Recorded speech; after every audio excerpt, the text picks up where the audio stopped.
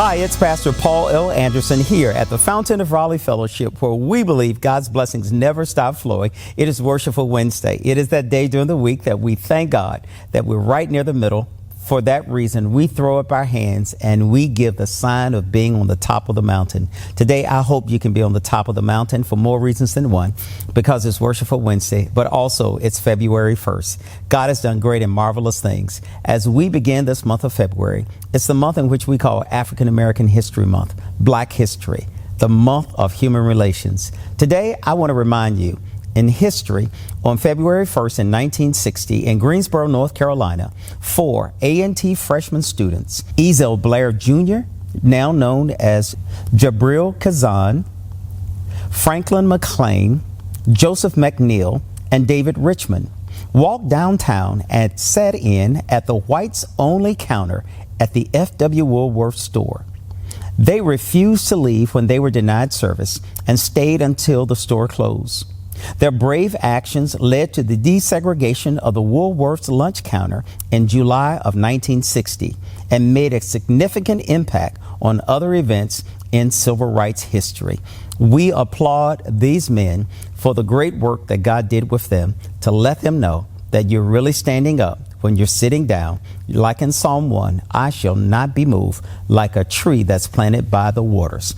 Today, you and I, we have to take a stand for what God calls to be right and righteous. In Psalm 37, verses 1 through 17, we begin to hear this psalm. The psalm that David says, don't worry about the evil and the wicked evildoers, for like grass, they soon will be cut off, and they just like spring flowers will go away. He reminds us that we need to know, first of all, they will not last forever.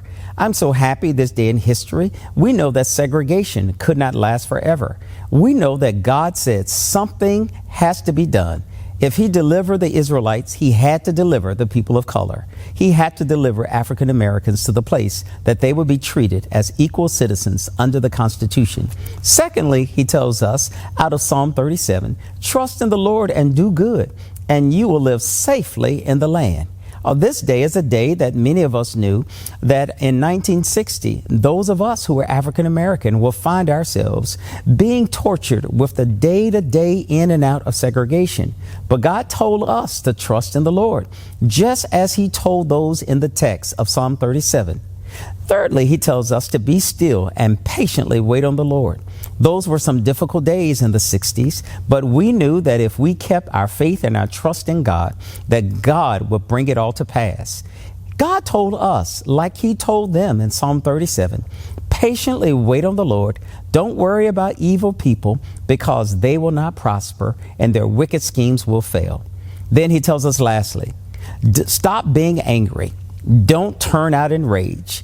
God told us that nonviolence was the way, and nonviolence is the way today. In our contemporary society, when we look back at Psalm 37, we must remind all of us that nonviolence is not the way. It was the way to bring about good in the 60s. It was the way to bring about good in the 70s. And it's the way to bring about good now. We must make sure that all of those persons who have been killed last month and all of those instances of rage and gun violence, we must teach people to put down their guns and let's turn all of their weapons into plowshares. Let's dig up the ground that needs to be fertilized. Let's make our community a better place. Let's plant the seeds of goodness. Let's harvest the crop of love and justice. And then God will say, this is the right thing.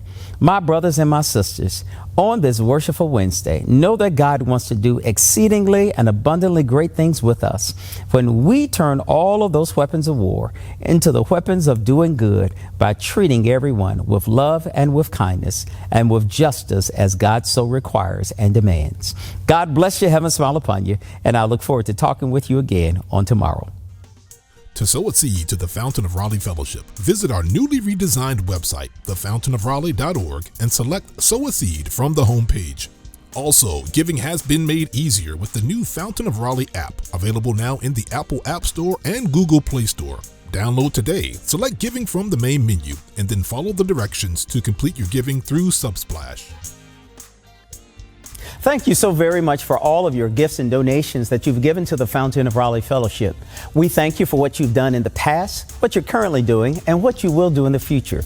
Your gifts and donations helps us to spread the gospel of Jesus Christ, not only locally, but throughout the world. Thank you again for your gifts, and may God continue to richly bless you. It is here at the Fountain that we believe that we are exceedingly and abundantly blessed, and may you receive those blessings that God has in store for you.